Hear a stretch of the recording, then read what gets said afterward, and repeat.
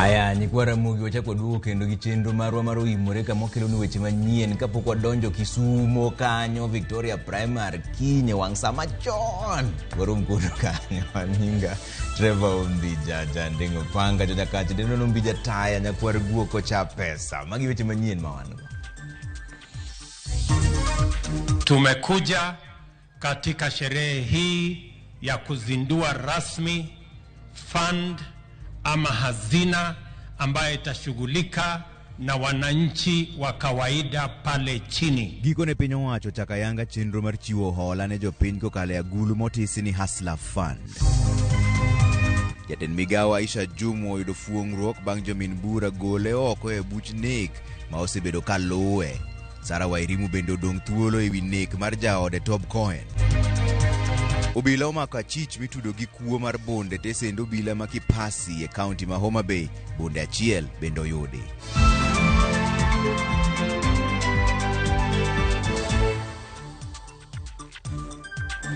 Ero kamano kuom keto Ramogi TV kandi jaloko marwa pod en mana Winnie Adoyo. Wachaka ni weche manyien ni jatend piny Kenya William Ruto chako ayanga hola mar Hustler Fund kendo chopo achiel kuom singo mane riwruok mar Kenya Kwanza omiyo jopiny e kinde mar campaign. Piny owacho mar Kenya Kwanza wacho ni mae en achiel kuom yore mag jolo jopiny maonge kod nyalo mar kawo hola e bengi. Chris Owino miyo ler mar wachni. Oganda jo Kenya maromo milion 8 mane okete bug jogowi matama kata CRB kuom leo chulo gopo gi koro chuny gi nyalo buonjo tok jatend piny William Ruto miyo gi thuolo machielo mar kawo hola e omenda mar Hustler Fund. Kawo loso e kinde chako ayanga omenda moyedhi mar Hustler Fund, jatend piny William Ruto owacho ni chunye mor nikech omenda mar Hustler Fund dhi miyo jopiny thuolo maromre mar kawo hola ma ok odewo gope magi kuonde mamoko. Mimi ninafurahi ya kwamba leo tutakuwa sawa kama wananchi wa taifa la Kenya. This is the fund that is going to equalize all the people of Kenya so that every citizen can know that they matter and they count as a citizen of the Republic of Kenya. Kalore gi jatend piny, hola mar Hustler Fund dhi gonyo jo Kenya milion 8 manyocha otwe kod nyororo gi kembe chiwo hola. Leo ni siku ya furaha sana kwangu kwa sababu leo tutawafungua wa Kenya wa milioni waliofungiwa minyororo ya madeni ambayo hawawezi kulipa. Ruto olero mopogre kod hola mamoko, jo piny biro yudo hola mar Hustler Fund e yo mayot kendo mapiyo maonge badhrok moro amora kuom diyo *254# e simbe gi mag ong'we yamo. Poleni wabunge, najua mlikuwa mnajipanga kuwa na komiti ya kuendesha Hustler Fund. Tafadhali hakutakuwa na komiti, tafadhali. Kuna wengine walikuwa wanajipanga mahali fulani, wanasema sisi ndio tutakuwa komiti ile ya Hustler Fund. Tafadhali hakuna komiti. Hii Hustler Fund haina bureaucracy. Nilikuwa nasikia watu wengine wanasema mbona hii fund haina secretariat? Hakuna secretariat kwa Hustler Fund, hakuna committee. Tumekubaliana technology ndio committee yetu. Wewe na simu yako, hapo ndio committee itakuwa. That for many people in this country, it does not take millions to change their lives. Hata 2,000, hata 3,000 inaweza kubadilisha maisha yao. Jopiny biro yudo thuolo mar holo kind shillings 500 kod Ghana 50 chenro mokwongo mar hola mar Hustler Fund. Jogo ma okawo hola ibiro juogo atamalo 8 higa ka higa, omenda ma piny ka ipimo kod mano ma bengi juogo jopiny e kinde ma gikawo hola. Today we are walking the journey as a nation to begin the journey to a single digit interest rate in the Republic of Kenya. This is a momentous occasion. All critics and theorists and analysts give the Hustler Nation a break. Let the Hustler Nation wako na kiongozi anawashughulikia, anawasaidia, amewafikiria. The launch of this fund, therefore, will go a long way in realizing the financial inclusion of millions of Kenyans, and as you say, 10 million, which is approximately 20% of our 50 million Kenyans. Bang' chako ayanga kidieny mokwongo mar Hustler Fund, piny owacho chano chako kendo kidieny machielo e dwe mar 2 higa manyien, kama jo ohala matindo biro kawo hola kind Ghana 50 kod Ghana 100. Piny owacho bende geno choko omenda maromo bilion 50 e bwo higa achiel, kaluwore gi 5% ma idhi ng'ado kendo keto agulu mar kungo e kinde ma ng'ato kawo hola mar Hustler Fund. Chiwo omenda mar Hustler Fund en achiel kuom singo mane riwruok mar Kenya Kwanza omiyo oganda jo Kenya e kinde campaigns. Bang' chopo singo mar chiwo omenda moyedhi mar Hustler Fund, piny owacho mar Kenya Kwanza koro dhi keto mahino mare e mar bero ohelni matindo e pacho kae. Chris Oino, Ramogi TV, Nairobi. Wadonjane weche mag masira mag apaya ni ji 3 owito ngimagi ka moko 4 ohinyore kaluwore gi masira mar apaya ma otimore e gwenge mag Etono e apaya ma Magonga, Kenyenya. Masira no ne otimore kinde ma nyamburko makido mar lori mane oting'o niang' gi rabolo bayo yo kendo ong'ielore nyading'eny e apaya mar Kona ya Mong'ina manitiere sub county ma Kenyenya. Ringre mar ji 3 tere kar kano ringre ma Ogembo ka jogo mohinyore to dhi nyime e yudo thieth e kar thieth mar Guche level 4. Lori no otere tesend obila ma Kenyenya ka obila bende dhi nyime gi nonro.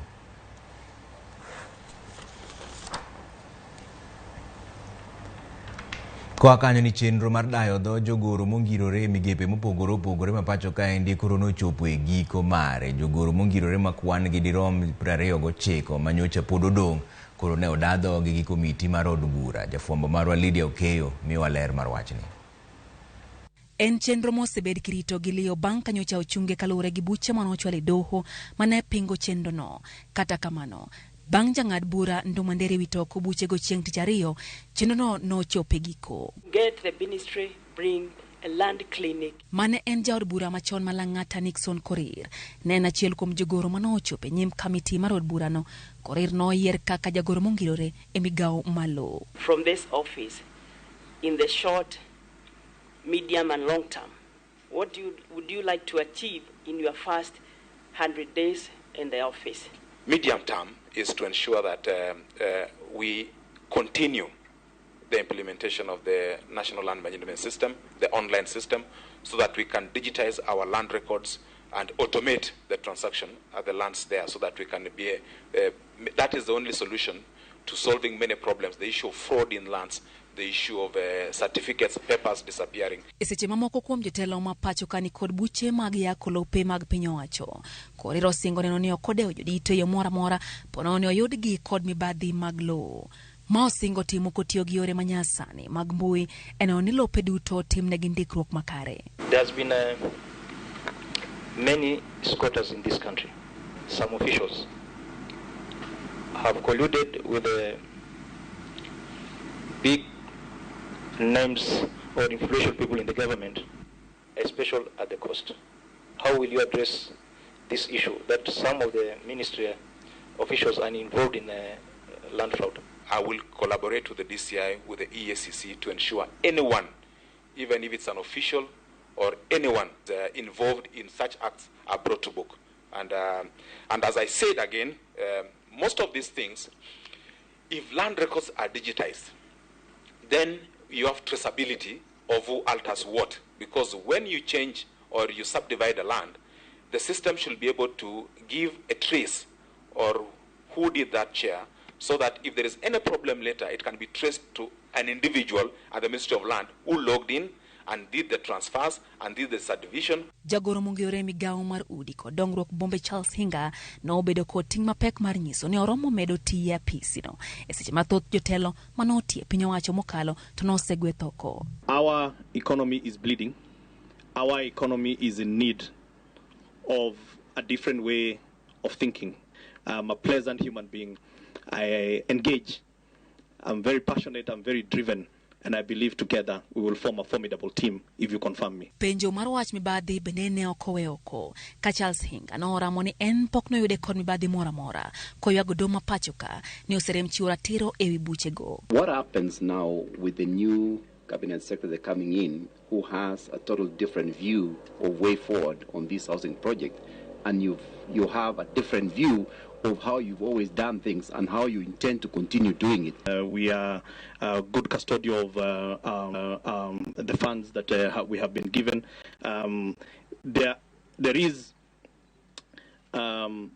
a very big portion of that, and that doesn't mean that it is not big. A big portion of it we actually transfer to the counties, which is almost 80% of that money, but doesn't mean that we don't hold them to account as well, because they have got to account for that money. Ponono ni od bura mamalo podho jogorogo gibiro bedo kod thuolo mar chamo muma kapok gichako tich ayanga.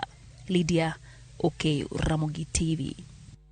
Wadhianen counties ni en resruok ne gavana ma Meru Kawira Mwangaza bang' doho chungo chenro mar gole oko e apis. Jang'ad bura Wamae Cherere nochungo bura mane MCAs ma Meru ochwalo mar golo gavana no oko. Simpros Okinda nigi ler mar wachni. Niombe Mungu anipe nguvu, atupe amani. Gavana ma Meru Kawira Mwangaza oyudo fuong'ruok maduong' tok doho thiche oko bura mane dhi nyime od bura mar county no mar thiche oko mar apisi. Kawera onyiso mor mare kowacho ni osebedo gi dang'ni kolemo mondo ng'eto no oyiengre kore. For the last 2 to 3 weeks, wengine wameenda milimani, wengine wamejinyima mambo mengi, wakaomba. Hata usiku saa 9 kuna wale waliambia amuka tuombe. Kawera wacho ni goyo mos okonyiso ni ne en gi ketho mora mora, mak mana ni mondo kel kwe e kinde gi MCS mage. Kwa sababu hawa ni MCS 69 pamoja na speaker wako 70 of them. Nataka tuinue mikono tuwaambie sorry mara 70. Hata kama leo kesi kwa lugha ya kawaida nimeshinda kesi, na nyenyekea na kusema njoni tusemesane. Bede jaod Kawera Bishop Murega Baichu okwayo jodolo kod jotend kanise mondo kaw okang' mar riwo jotelo e county no. Wanasema gavana hawaiti. Gavana anasema anawaita. Hao wanasema gavana hawaiti. Mnaelewa hiyo? Sasa hebu tupatie kilaji watumishi wa Mungu, bishops na wakinashe, chukueni nafasi ili tujue ukweli. Ewi ng'eto mar doho MCS ma Meru to pod onyono ka tiendgi ni gibiro timo duto manyalore mar golo oko e apisi Kawera Mwangaza. Since the court did not say you cannot impeach the governor anytime, so the assembly is at river to even bring another impeachment motion tomorrow or next week. I want to note to this honorable house that number 1, the honorable governor can run to the courts to delay the process, but what must happen must happen. Even if it takes 1 month, Kawera has to go. Even if it will take us 2 months, Mr. Speaker, the governor has to go. Gilero ne giluwo chike duto kaka dwarore kendo doho onge kod ratiro mar wito oko dwachgi. This is another opportunity to continue sharpening our heads so that, Mr. Speaker, we execute the impeachment with a lot of perfection. Doho ma Meru odiochieng' ma kawuono nogolo ng'eto mar chungo chenro mar yalo bura mar wito Kawera oko mar apisi. Jang'ad bura Wamae Cherere wacho ni chenro mane oluwe e chwalo bura no notim e tok chik. This court finds that the procedure adopted by the respondent to process the proposed motion of impeachment of the petitioner is flawed and has the effect of violating her constitutional rights. And under the powers donated to this court by Article 23(3) of the Constitution, it is therefore hereby ordered that the impeachment motion dated 21st of November 2022 is flawed and is quashed. Bura mar golo Kawera Mwangaza ya PC nochwale nyim od bura no tarik 22 mar dweni kod jatend kweth matine od bura no mabende en MCA ma Abogeta Dennis Kiogora. Simfros Okinda, Ramogi TV. Koro jatend migao mar jotije piny owacho Aisha Jumwa koro ni thuolo ewi bura mar nek ma osebedo kaluwe. Jomin bura okone do ni koro Jumwa biro mana bedo janeno mar sirikal ewi bura no. Komachielo miyo manyinge Sara Wairimu bendo yudo fuong'ruok bang' jomin bura golo oko bura mane yande tude gi nek mar wuon pargi men Tom Cohen men ja piny Netherlands. Jafombo marwa Betty Juma nigi ler mar wachni.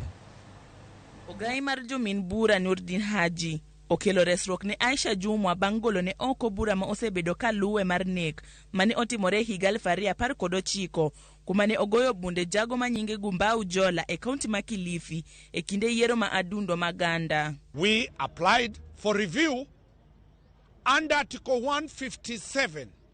The premise being that an innocent person is being persecuted, the civil society will be looking to kill Aisha Juma's political career, and that is why she was charged.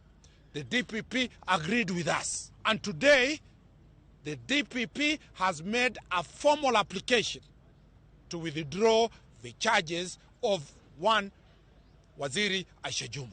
Aisha Juma will be a state witness because she was present. Juma makoro dhi bedo janeno mar piny owacho dwarore ni ochopie doho winjo bura tarik 21 dwe manyien.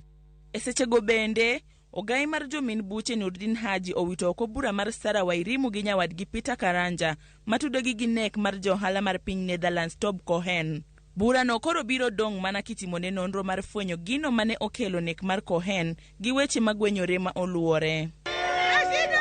Kumachielo okinda pisa mar obila Ahmed Rashid ma itudo gi nek mar rowere ariyo moko Jamal Mohammed gi Mohammed Heri mane otimore tarik 31 dwe mar adek higa 2017 owacho ni onge gima tudo Rashid gi keth modonjnego. Rashid mane tiete sendo bila mapangani nodonjne gi nek kaluwore gi tipo mane luorore e mbui manyiso kaka rowere go ne onegi kendo wachore ni obila Rashid ema notimo nek makamano. Kata bedi ni rowere go ne osechiwore e lweto obila kendo ne gionge gige lweny e dendgi. Jodak gi johala ma Isli gi aluorane koro dwaro ni Rashid owe thuolo kendo oduok e tich ni mar en ema oseduoko arita mane onge kanyo kendo kedo gi timbe maundu mane medore to gie sani gidak kendo ohala dhi nyime makare ma onge rochruok moro amora. Jana nimenyang'anywa simu iPhone 4 Plus the last night na 200,000. Okay, tutalia sisi paka lini? Siku 7 Rashida yuko kwa field. Tumehangaika. Tunataka Rashida arudi kwa kazi yake, aendelee na kazi yake. Betty Juma, Ramogi TV. Kwa kanyo ni jatend migao mar arita kwe Kithure Kindiki ogolo CM ne jonjore ma osebedo ka sando oganda e gwenge mag Nyanduat mar Kenya. Kindiki noloso kane otimo limbe e gwenge mag Kakuma owacho ni piny owacho koro keto mahino e tieko jonjore go kendo neno ni jopiny oyudo kwe. Kindiki bende ogolo CM ne jogo ma osebedo ka siro kweth mag njore e yor omenda to gi yor gige lweny bende. Yes. So we can introduce ourselves. Speaker wetu wa Turkana County Assembly, nchi yetu ya Kenya. Doing well. We have a population of 20 is here, Siku is here. We have KDF, the sub-county police commander. For those who engage in killing other people, taking their livestock, we will make it extremely painful for them. I want to warn the criminals. Please reform before it is too late. And we are going to dismantle the chain of banditry and cattle rustling from top to bottom. The financial, the spiritual leader, the gangs themselves, those who plan, those who execute, those who aid and abet the criminals to get away with people's livestock and people's property. We will neutralize them. We will make it impossible for this business to continue. And I will stay in this part of the country as long as it is possible, until this country and this part of the country is free. Kwa kanyo ni obila oyudo bunde achiel kuom bunde 4 manyocho kwale tesendo obila makipasi manie kaunti ma Homa Bay.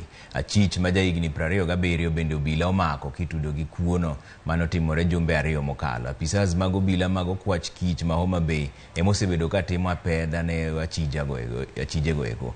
Obila go telo negi gi komanda margi miluongo ni Abed Kavo ma oyango ni bunde ma oyudno ne ojoki e ot more gweng ma Buje manie Nyando e kaunti ma Kisumu.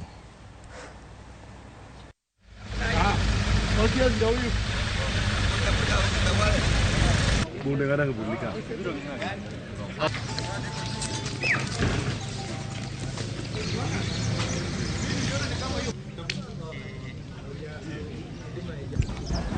Jatend piny machon mar Kenya Uhuru Kenyatta koro kone jopiny Democratic Republic of Congo ni gin giwegi ema gibiro kelo kwe mosiko e pinygi. Uhuru nolero ni obiro chuno gi jopinygo mondo omakre kanyakla kendo gijiw kwe e pinyno. Piny DRC osebedo kakalo e midhiero mar lweny e kind jolweny tama mag M23 gi jolweny mag sirikal. Gino mosekelo hinyruok mokalo ka oganda ji mang'eny bende osedar, moko bende onegi. Uhuru mane jathek maduong' e lweny mar DRC osingo mar medo ni gibiro jiwo kwethgo mar kelo kwe e kindgi. Pamoja na nchi yetu. Tukiwa Nairobi, sisi tuwasema nyinyi ni wenzetu wa Afrika Mashariki. Lakini nchi ya Kongo, sovereignty ya Kongo hatuwezi kuiongelea.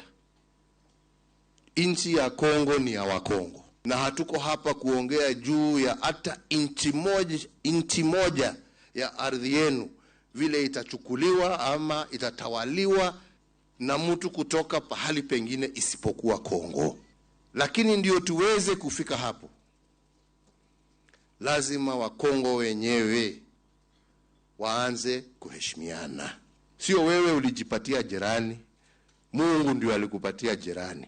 We're talking about transitional justice because it's not only the court that will solve some of the problems. We're also talking about having some system of truth and reconciliation, right? Because for those who didn't commit huge atrocities, probably there is a mechanism that can help them reintegrate the communities just by facilitation, maybe from the government or even from civil organizations. Aya, koro wadhi yue moro machuok e chenro mar Oimore kukidhi mabor ahinya pod oduogo gi weche mang'eny manyien. Jalar kom gavana ma Homa Bay Evans Kidero timo neno e doho kokwedo yiero mar gavana Gladys Wanga. Mondo wakonyi choro wandi nyime, tudri kodwa kawuono ka yuano tole namba mar 070-990-0000 kata D** 619#.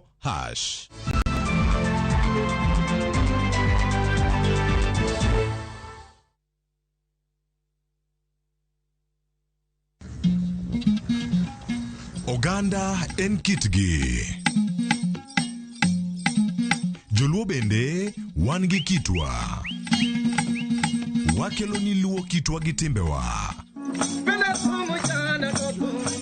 E chenro mar 111. Ngeso ka ngeso, saa 1:45 mar otieno, girabala kwasi owad girajabu.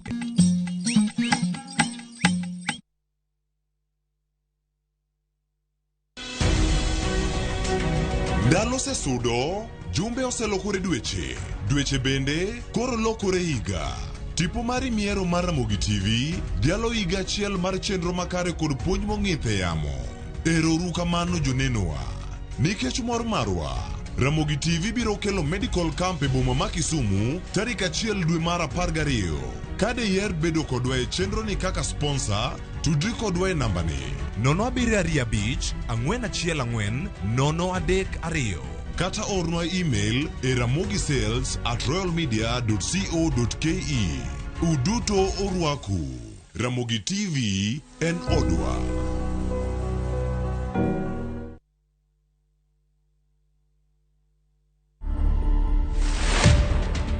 My name is Tony Mungai Hutia Nyoto. I do a lot of this counseling, mentorship for boys and girls, where we are now doing the divorce care ministry for both men and women.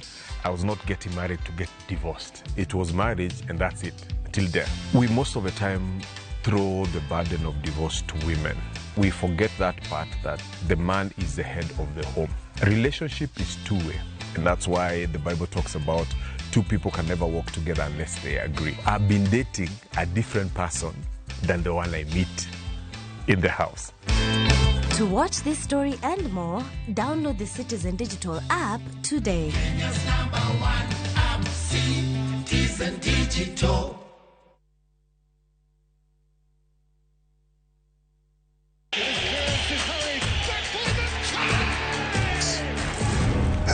who's taking over your home? Hey, I need to suck your blood. Get Bolt and get your home back. Unlike other insecticides made from toxic synthetic pyrethroids, Bolt is made from 100% natural Kenyan pyrethrum, making it gentle on you but deadly on flying and crawling insects. When doo-doo strike, stop them dead. Bolt insecticide, gentle on you, deadly on doo-doos. Get Bolt insecticide today.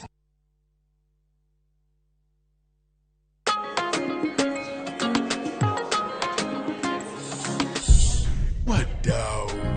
Najua kuwa mnaweza do more na direct line. Do more. Sasa mnaweza mkakava mali na bizenu zote kutokana na risks tofauti tofauti. So unaweza cover hardware yangu yote hadi stoko iko nje in case ya wezi. Na botiki yangu kuchomeka. Hiyo yote no maachia direct line. Na pale kwa site naweza kawa construction yangu, mashini, mafundi na shule yangu, wanafunzi, wafanyikazi, basi.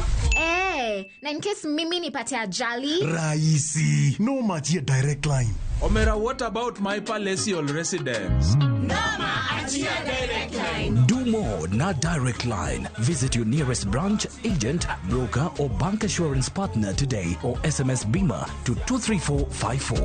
Direct line. Every day is sure. Hey, do more.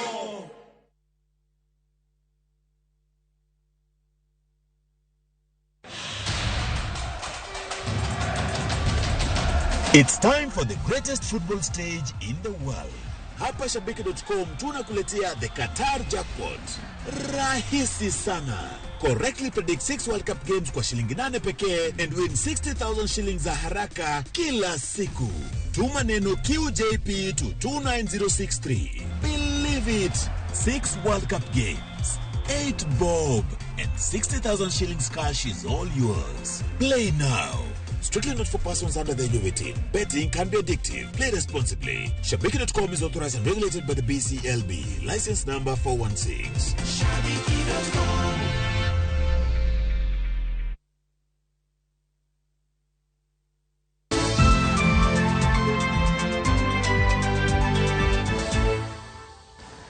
Warwaki kendo nyiko Ramogi koro ikruok ne chenro mar chiwo thieth maonge chudo kaka achiel kuom yore mag dhialo Ramogi TV chopo higa achiel dhi nyime e skund primar mar Victoria e boma ma Kisumu. Jotelo mag Ramogi TV kod jokanyo mowuok e migepe mopogore opogore madhi telo e chenro no odiochieng' makiny ne orado mar twak e wi kaka weche onego bedi maonge ng'ikruok moro amora.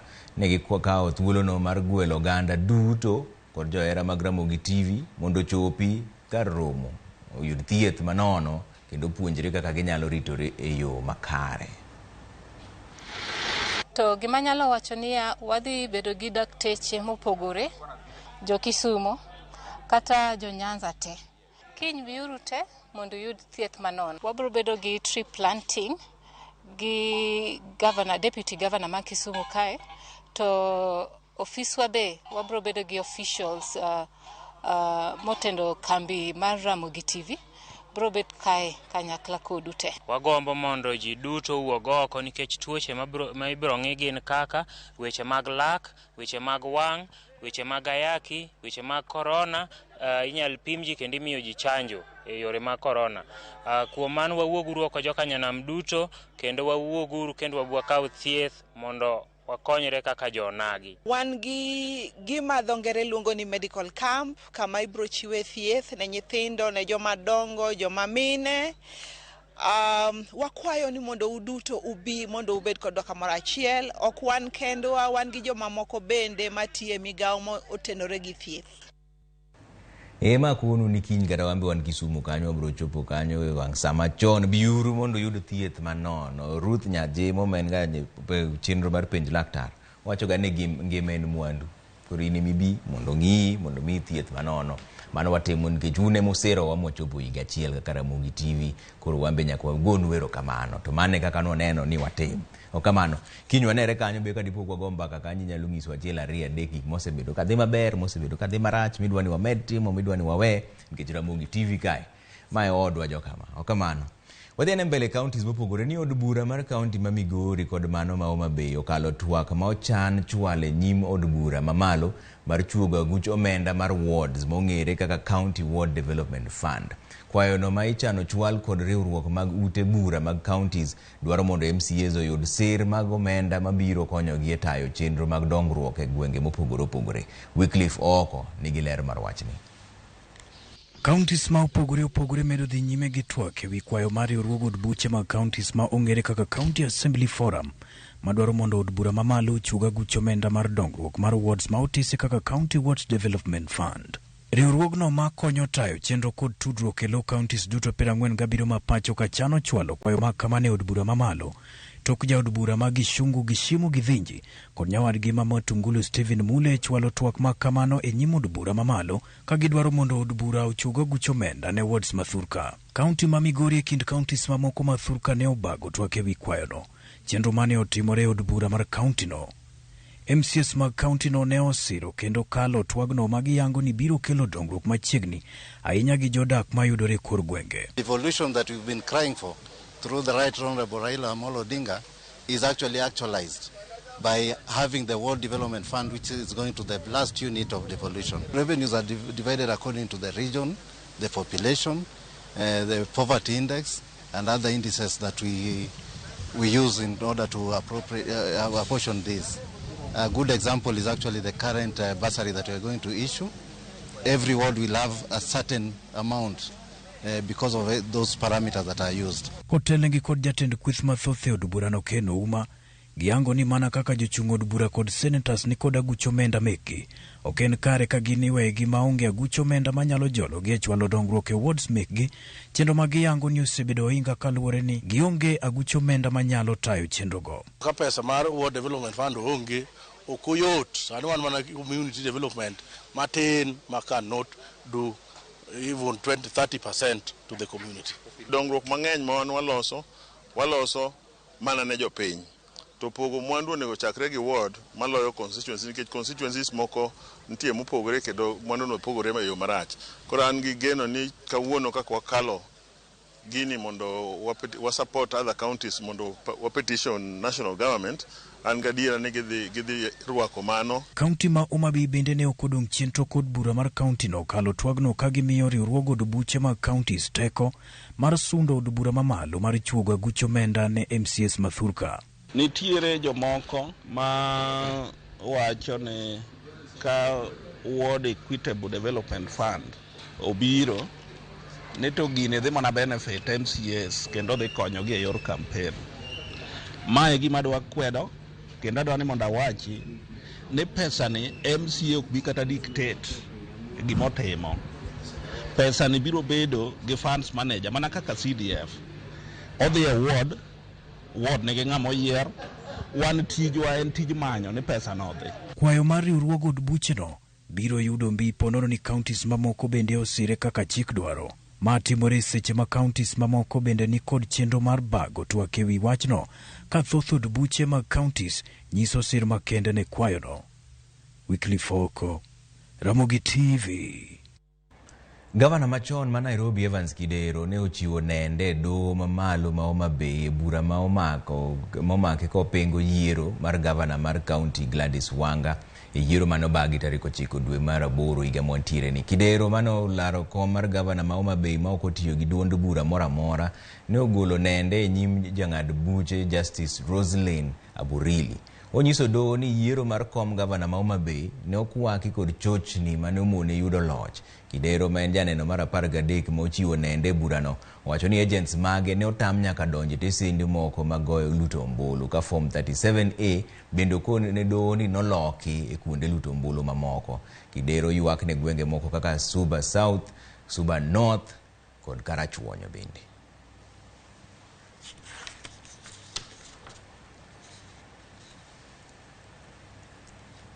Kwa mbele ni penj maduong' mar klas 8 KCPE kod mar grade mar 6 KEPSEA orumo ayanga kawuono. Penjno mamanyocha ochakore nyocha osebedo ka dhi nyime e gwenge mopacho kaendi, kendo jopuonjre ma kwan-gi ok tin ne 2.5 osebedo ka time. E kinde ma penjno orumo, midhiero ne oneno e gweng mar Tharaka bang' nyamburko moro tuomo kendo nego japuonjre moro ma osebedo ka timo penj mar grade mar 6. Japuonjre no ma nyinge Julius Murioki ma somo e skund primar ma Kirundi ne otuom kod lori kane odhi timo ohand sombo kuoyo bang' tieko penj mare manyoro. Midhiero no yangi gi director mar chenro mag somo e gwenge mag Tharaka, Celestio Maringe.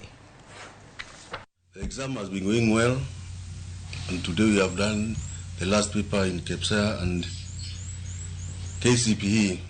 However, yesterday night we lost a boy in Kirud Primary School, a KPSEA candidate who was hit by a lorry and he passed on. Then he never did the assessment which was supposed to take today in the morning. Now, the issue of the case of the death is now under the police investigation. On the exams now we are collecting the papers from the center managers, and so far so good. We have seen it through.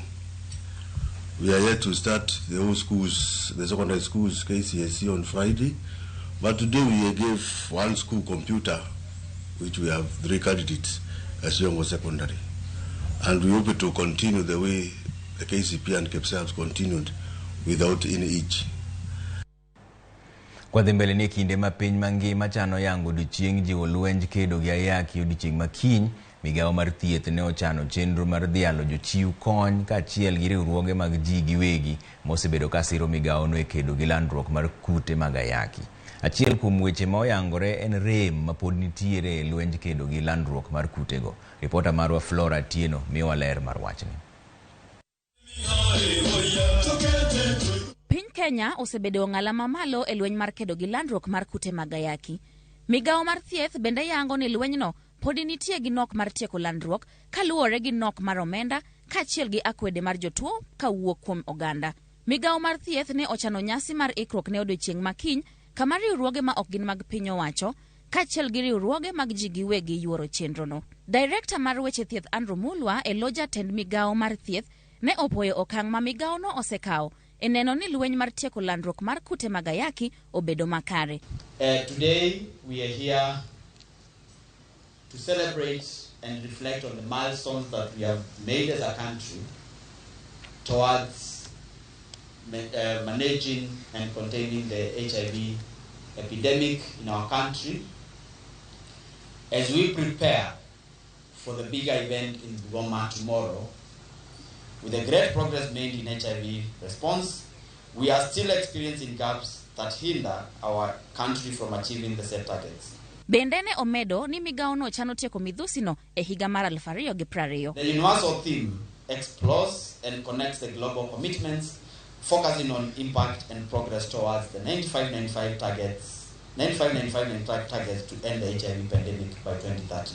Mulwa ne oyango ni kwan mar nyithindo, chuo, jogo ma odak gi ng'ol kaachiel gi jogo ma tiyo gi yedhe mamero ji ok osebedo e mesa mar chano yore mag kedo gi kute mag ayaki. Important populations are still left behind, namely adolescents and young people who record a high incidence of HIV infection, men and people who inject drugs, and people living with disabilities, amongst others. Sadia Hoid, jatelo e apisi makedo ne ratiro mag nyithindo, ne oyango ni nyithindo osebedo e lai mokwongo kuom jogo makute mag ayaki oserocho ngimagi. The most affected with HIV/AIDS have been children in this country. For those who defile our children, initially it has only been girls who have been defiled, but presently if you look at the statistics, we have quite a number of boys who are also being defiled. And the perpetrators are grown-ups, you and me, and the end result of those children who are abused is HIV/AIDS. Bendene omedo ni oganda onego rit ratiro mag nyithindo e yor kedo gi achiedh nade ma nyithindo kaloe kaluwore gi jogo marocho ratichgi. As we say, we want to promote the awareness of HIV/AIDS, we are also saying let's also promote awareness of child protection issues so that our children are not left behind. Migao mar thieth geto tieko landruok mar kute mag ayaki ne nyithindo mayom kowuok kuom minegi kendo neno ni jogo manitie kod tuono obedo gi ngima makare. If there is something that as your director that I'm going to ensure that we achieve is to eliminate mother-to-child transmission. Nyasi mariango odiochieng mar kute mag ayaki higani biro bedo e kaunti ma Bungoma kama igeno ni jatend migao mar thieth Susan Nahumicha biro tayo nyasino. Flora Atieno, Ramogi TV. Wadhi mbele ni ogai mar bad migao e pacho kae ndiye Lady Justice Martha Koome okoni dwaro nitiere mar piny owacho kaachiel kod bad migepe mopogore ma wuok oko motegno mar kedo gi wach mar lwenje mag udi e pacho kae ndiye. Koome no lose do ma Shanzu e kaunti ma Mombasa bang' yawo ayanga do mabiro rakore gi buche mitudo kod lwenje mag udi kod rocho ratich oganda e yor bembo. To kaka jafwambo marwa Mombasa George Ooko leronwa, okang' makama geto duoko chien masiche makamago masani ugudore e pacho kae ndiye to chutho kadho wadh nam chumbi koni. Ogai mar bad migao mar doho e pacho ka Lady Justice Martha Koome ne en wendo moyiedhi e doho mar Shanzu e kaunti ma Mombasa. Kae ne oyuore nyasi mar yawo ayanga doho mabiro rakore gi buche mag lwenje mag dhoudi kaachiel kod mago mag bembo midendo ni sexual gender based violence. Okoni achiel kuom yore mag kedo gi masiche mag lwenje mag dhoudi en yawo doho makamago e pacho ka mangima mar neno ni jogo mirocho ratechgi winjo buchegi e yo makare kendo giyudo ratechgi. We started here in Shanzu. We are ready to start Nairobi. When you tell me so, I'm ready to launch Nairobi because sometimes it is good to move on, then these other things will follow us. Before the Judicial Service Commission, we have a huge task of ensuring that we have enough human resource capacity to render justice to our people. E nyasino mano yuore gi jong'ad bura okinde kaachiel kod oganda mamoko matie bad migao mar doho. Koome ne okoni en ayanga ni bad migao mar doho podonge kod apisas moromo mag kedo kod buche makamago, to kata kamano ok gibiling nyaka chieng' giyud apisas moromo. But had we said let us wait for the JSC to recruit magistrates so that we start here, we would never have started. So sometimes we will move ahead of them, then they will follow us. We will not allow you to burn out. With Faisa here, I know we will get counseling psychologists seconded to us here to give us that psychosocial support. Gikoni dwaro nitiere mar chiwo puonj ne oganda ewi okange monego kaw mar geng'o masiche makamago kod okange monego kaw bang' masiche makamago timore. Because most victims are under the age of 17, they don't even recognize when something happens to them. You know, I myself am the first to admit that I am a victim of violence. But when I was 10 years old and living in a situation of domestic violence, I didn't know what that was. When the church elder gave me a lift in his car and wanted to look under my dress, I did not know what that was. When my father's friend, and this is what I tell a lot of girls I talk to, the most dangerous people are the friends of your father. When they come and say, oh, you're now growing up, you're a big girl, and start touching your body. Ne bende gipako riwruoge kaachiel kod apisas duto mosewuok oko mar temo kedo gi masiche makamago mikoni osebedo ka gurore e pacho ka kaluwore gi nyawo mosebedo bad migao mar doho kuma thoth achije osebed kiweyo thuolo nikech onge mag neno malong'o. Because we have those who work with the victims. We have police officers who receive this report. There is so much.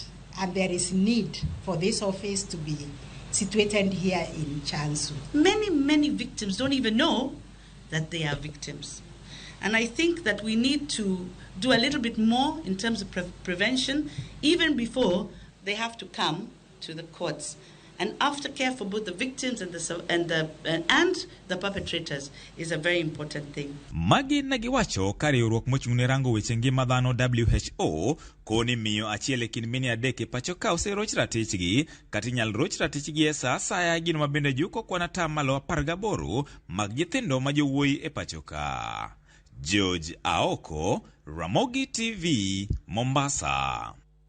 Aya wadhi yuyo moro machuok waduogo to podwani weche mag ohala kaso wadonje weche mag tuke bende. Arina nyakwaro ketho aneni kanyo wacho no Oimore Trevor neno Ramogi TV yo makare kan dala Gema Sumbi gima wuore mana wach mar Hustler Fund. Arina okelo nyakwaro ketho ja Gema Sumbi e Hustler Fund no weche podi tie kanyo lakini wabro neno kako bro dhiyo kamano kikidhi mabor ahinya. Tiere puonj maliw mar kaka inyalo pidh rech. Ntiere system. Pidho rech en science. Jopith rech ojiw mondo yud tiegruok e wi chenro mar pith e yor fish cage farming. Mondo wakonyi choro wandi nyime. Tudri kodwa kawuono ka yuano tole namba mar 0709900000 kata *619#.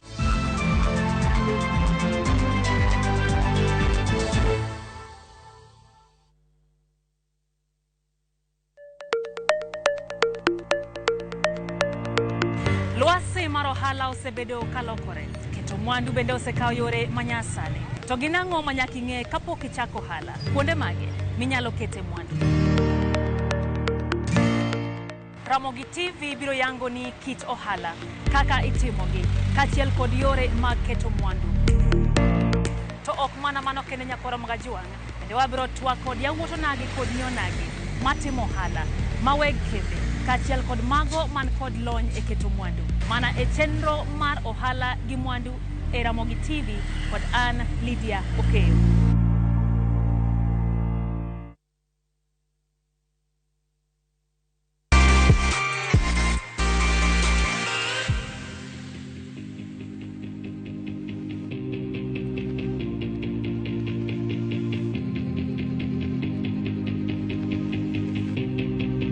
Welcome to Shabikila. Play Shabiki Virtuals on Shabiki.com for a chance to win huge cash prizes from low stakes. Shabiki.com.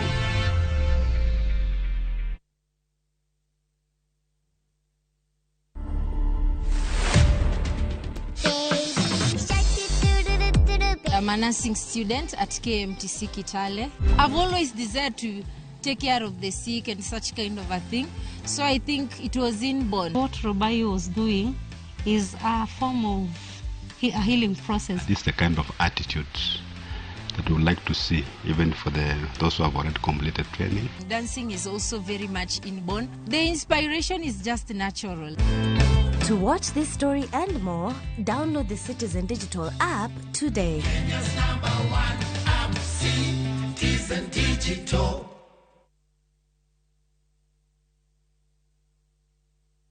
Wakenya wengi wanaendelea kushiriki na kushinda $300,000 kwenye Shabiki Major Leagues Jackpot. Naitwa Simon Kibet Koech, mimi naishi upande wa Kericho. Ndio nimeamini leo hii ushiriki ya MGP kumbe ni ya ukweli. Mimi naomba na marafiki zangu waendelee kucheza hii MGP hii ya shilingi 10. Kuwa mmoja wao. Cheza Major Leagues Jackpot kwa shilingi 10 pekee kwa kutuma neno MJP kwa 29063 na waweza kuwa mshindi. Shabiki Major Leagues Jackpot, the easiest jackpot in Kenya. Not for persons under the age of 18. Betting can be addictive. Play responsibly. Shabiki.com is authorized and regulated by the BCLB. License number 416. Shabiki.com.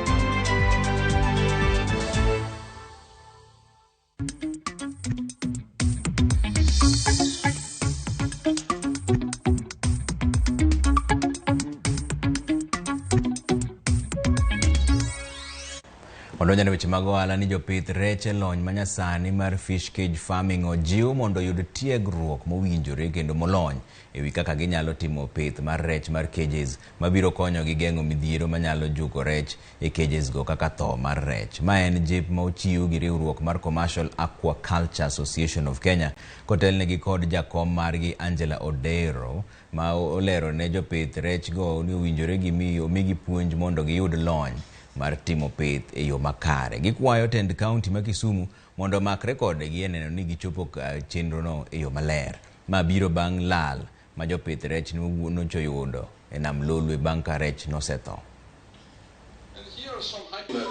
This could be a negative in fact, but one kaka Commercial Aquaculture Association of Kenya wakwayo serikal mondo okel experts manyalo loso gi jopith rech mondo owachnegi gimomiyo rech notho e cages kendo opuonjgi mondo gima notimore kik timre kendo. Nitiere puonj maliw mar kaka inyalo pidh rech. Nitiere system. Pidho rech en science. To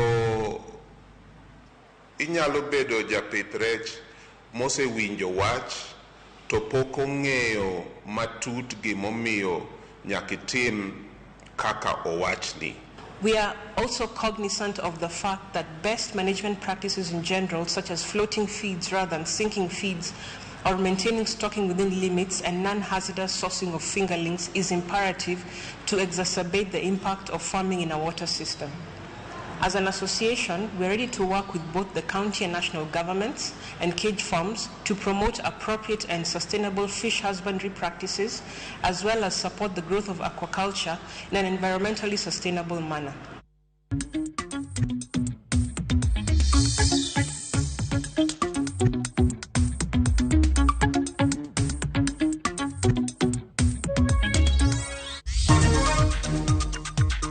Second half, Senegal. Jopiny ma Senegal ne obago nyasi e pinyno bang' tim margi rieny e World Cup. Mondo wakonyi choro wandi nyime. Tudri kodwa kawuono ka yuanwa tole namba mar 0709900000 kata D*619#.